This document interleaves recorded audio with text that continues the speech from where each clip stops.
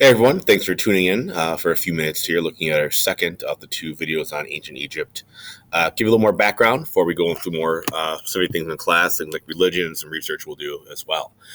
We talked about the old, kind of the general overview of Egypt, right? The Nile River, that kind of stuff. Last video, of the Old Kingdom. Remember, there's three kingdoms: the Old, Middle, New Kingdom, with two those intermediate periods in between when things were kind of just crazy, right? So after that first intermediate period, after the old kingdom kind of fell apart, we have a new dynasty. So new dynasty means a new family of rulers. So each time everything kind of changes, a new family of rulers takes over. So after that old kingdom fell apart, that dynasty fell, new people came in. Now we have a new dynasty of rulers, and a dynasty is just that, a family line of rulers. So king, son, son, son, son, so on and so forth, right?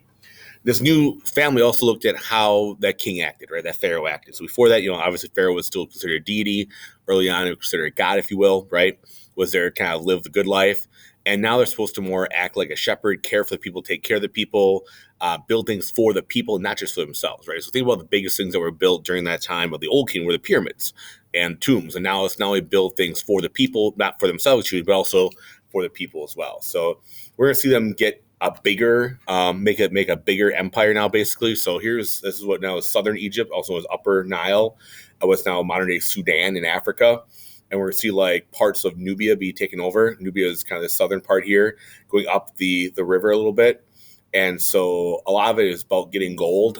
Gold is very important to the ancient Egyptians and was kind of a thing of value also just for artwork and for those materials that way. Not a lot of materials and minerals were around, Egypt, right? And Egypt being in the middle of the desert didn't have a ton of stuff, right? They're lacking things like wood, lacking things like their cloth or materials. And so they may send armies in the Middle East to get more resources. Wood was one of the big ones, by the way, because if you want to make iron tools and more metal tools, you need to get wood to make charcoal to make it so it's hot enough to actually make those metal tools. A lot of times, armies went expanded to get those resources for those military expeditions. Whether they built is a bigger question, right? So a lot of things they built were canals. Number one, they built these canals going from the Red Sea all the way to the Nile. And here's why: they want to be able to connect these areas here, do more trade, and make it so it's easier to get to the Red Sea. Make it so they can do more trade that way. They built a bunch of fortresses. So you can kind of see examples of fortresses on the pictures there to protect the empire, make sure that the land's protected. They built more temples for worship, and those kind of things. They also did a lot of draining of the swampland, so made it so there's more farmland as they drained some of the swamps around the Nile River. That way, that you could get more farmland and grow more crops and have people eat more food. Very swampy area around the Nile. There's Nile crocodiles in there. They're just one of the biggest crocodiles in the world. They're like pretty vicious. So like that's some of the things that were living in that river at the time.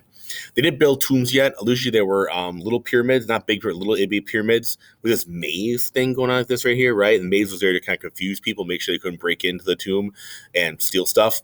They still did. But it kind of see those ideas of how to make those stuff happen there. A few of the ones that are interesting here are Senusret, which was a warrior pharaoh. Here you see a statue of him. This is the double crown, by the way. You'll see the two crowns, the red crown, the white crown. He built a lot of things. People liked him. He had a lot of statues. Uh, Ancient Egypt, I guess. I read an article about how they decide like how popular you were as a king based on how well your statues survive. So like after a king died and they didn't like him, they just break all his statues and like destroy him or deface him and bust his face up.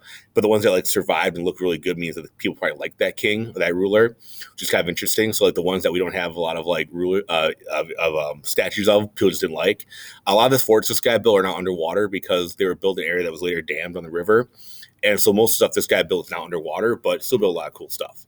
Eventually, this group falls apart, and these guys called Hyksos move in from West Asia, kind of across that Sinai Peninsula and rule Egypt for a while. We'll talk about them a little bit more in class or who they were. But like I said, as new dynasties of kings moved in, things started to fall apart. Rulers came in and now ruled by outside people for a while. Now, after 100 years or so, some more native Egyptians came back to power. Families got more military stuff, and then they kicked the Hyksos out and kind of made their new dynasty of of rule. And this was a kind of the more popular time, I guess, if you will, of Egypt, where they kind of did some of the very famous pieces that are out there. It's one of the famous pharaohs that existed, especially the ones that a lot of people like King Tut and Ramses, among other ones. It was a time of military expansion, extreme wealth, kind of like the high point, you will, of ancient Egypt, I guess. And so here they build the army and they take over a lot more areas. Some people like Thutmose was one of the pharaohs who used chariots and bronze weapons. So bronze is taking tin and copper, mixed them together, makes a much harder weapon. It holds a much better edge. It's not as soft as, say, just straight up copper. And so they're able to use these to attack more. They also create two-wheeled chariots pulled by horses that are essentially like mobile artillery platforms. So you can just ride around like with a bow and arrow and just start picking people off left and right. And so they invade into Israel, which they take over a lot of Jewish people and take them hostage. Jewish empire that's there at the time. You see famous rulers like Ramses, who I believe it's redhead, I believe. We'll show you his mummy later on, who rules for 6-7 years and makes that empire big again. And it kind of makes this a really huge kind of the heyday of this group here. We do see some religious changes happen as well. There's a guy named Akhenaten who changes religion. So we'll talk about the religions, all that kind of stuff a little bit in class. But he makes it going from a polytheistic to a monotheistic religion. Usually there were like tons of gods for everything else. And he decides to make it a single god religion. We change everything. And this is where that whole face chiseling thing came in, because people did not like what this guy did, that he did this. So like they found all of his statues were like defaced and like destroyed in their face chisel, because he decided to say, you're having a new god instead of how we traditionally did our gods. One really famous dude that comes out of this is a guy named King Tutankhamun, or Tutankhamun, depends how I want to say it, who was King Tut, essentially, right? And so he became king at age 9, and, you know, it's basically another bias, probably old religions, all kind of stuff. And the reason he's so famous because we found his treasure, we couldn't find anything else. Most of the pharaohs at the time were not buried in pyramids, where they were buried in underground tombs. And so there are stone tombs built by slave labor in a lot of cases in a Valley of the Kings. There's huge gorge, basically, in these hidden walls. They're elaborate, beautiful artwork, all that kind of stuff. The Egyptian religion said that, you know, you live there based on your afterlife. So they were always buried with all their materials and their gold and all their money, all that kind of stuff. And carved out of solid rock. They're just gorgeous things, right? But people knew where they were. People knew they were full of very expensive things. I mean, we're talking boats and money and all that kind of stuff, right? And food and everything else, you name it. And so grave robbers went in, would steal all the gold and expensive stuff, destroy the mummies, desecrate the tombs, destroy that kind of thing. Because King Tut was so young, he was 9 when he became king. He died when he was like 19, possibly murdered, but it's a whole other story we'll talk about in class. He really didn't do much, right? In his 10 years as king, and he probably would walk with a cane. He was family marriages were a big thing. So they actually would a lot of times marry within families in the royal line. So like, it sounds kind of gross, but sisters would marry brothers and vice versa, all that kind of stuff. So like they're thinking he had some deformities and things from inbreeding.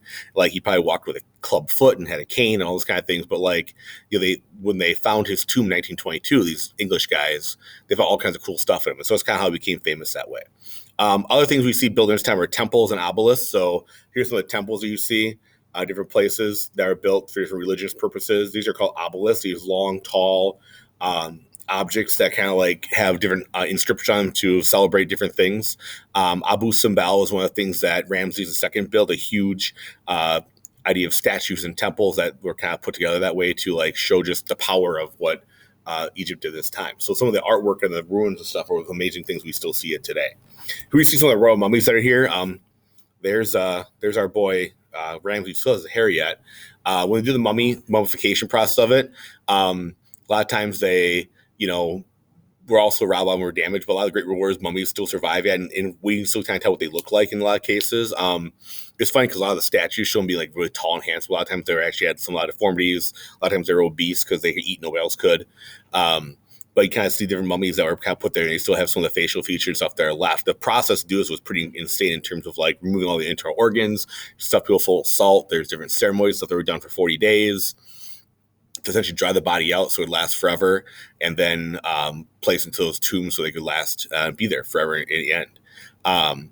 And so like there's actually a lot of these mummies survive actually because to prevent the destruction of the mummies after being robbed, one priest like grabbed all the really famous people and hid them so that these tomb robbers wouldn't take and destroy the mummies as they try to get all the gold and riches out of these places. And so they found like this little itty tomb in the Valley of the Kings just full of the most famous people and rulers in all of Egypt were kind of like stacked up in there in their coffins. Kind of cool, I guess, when you think about it. Eventually, this group falls too.